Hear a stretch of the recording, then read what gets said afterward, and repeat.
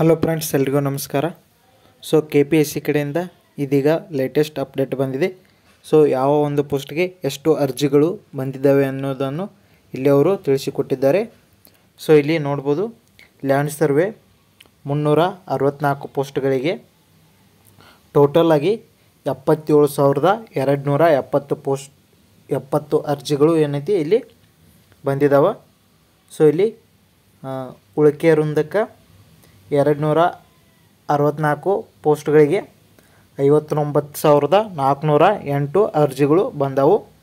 So ಇಲ್ಲಿ ಕಲ್ಯಾಣ ಕರ್ನಾಟಕಕ್ಕೆ 17,862 ಅರ್ಜಿಗಳು ಇಲ್ಲಿ 100 ಪೋಸ್ಟ್ಗಳಿಗೆ ಇಲ್ಲಿ ಏನೈತಿ ಬಂದವು. ಸೊ ಮತ್ತು ಈ ಥರದ ಎಕ್ಸಾಮ್ ಡೇಟನ್ನು ಇನ್ನೂ ಅನೌನ್ಸ್ ಮಾಡಿಲ್ಲ.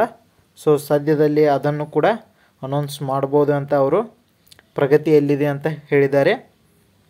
ಹಾಗೆ ಇಲ್ಲಿ CTI ಪೋಸ್ಟ್ಗಳು, ಸೊ ಇಲ್ಲಿ CTI ಪೋಸ್ಟ್ಗಳಿಗೆ 245 ಪೋಸ್ಟ್ಗಳಿಗೆ 1,85,761 ಅರ್ಜಿಗಳು ಇಲ್ಲಿ ಏನೈತಿ ಬಂದವು ಟೋಟಲ್ ಆಗಿ. ಸೊ ಇಲ್ಲಿ ನಾನ್ HK ಮತ್ತು HK ವೃಂದಕ್ಕೆ ಸಪ್ರೇಟ್ ಆಗಿದ್ದಾವೆ. ಸೊ ಇಲ್ಲಿ PDO 247 ಪೋಸ್ಟ್ಗಳಿಗೆ 4,04,160 ಅರ್ಜಿಗಳೇನೈತಿ ಇಲ್ಲಿ ಬಂದವು. ಸೊ ಇಲ್ಲಿ ಉಳಿಕೆ ವೃಂದ ಅಂದ್ರೆ ನಾನ್ HKಗೆ 3,19,257 ಅರ್ಜಿಗಳು ಇಲ್ಲಿ ಏನೈತಿ ಬಂದವು. ಅದೇ ರೀತಿ 84,903 ಅರ್ಜಿಗಳು ಏನೈತಿ HK ವೃಂದಕ್ಕೆ ಇಲ್ಲಿ ಬಂದವು.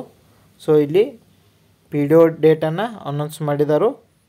ಸೊ ಇಲ್ಲಿ ಲ್ಯಾಂಡ್ ಸರ್ವೇದ ಇನ್ನೂ ಅನೌನ್ಸ್ ಮಾಡಿಲ್ಲ, ಇನ್ನೂ ಪ್ರಗತಿಯಲ್ಲಿದೆ ಅಂತ ಹೇಳಿದರು.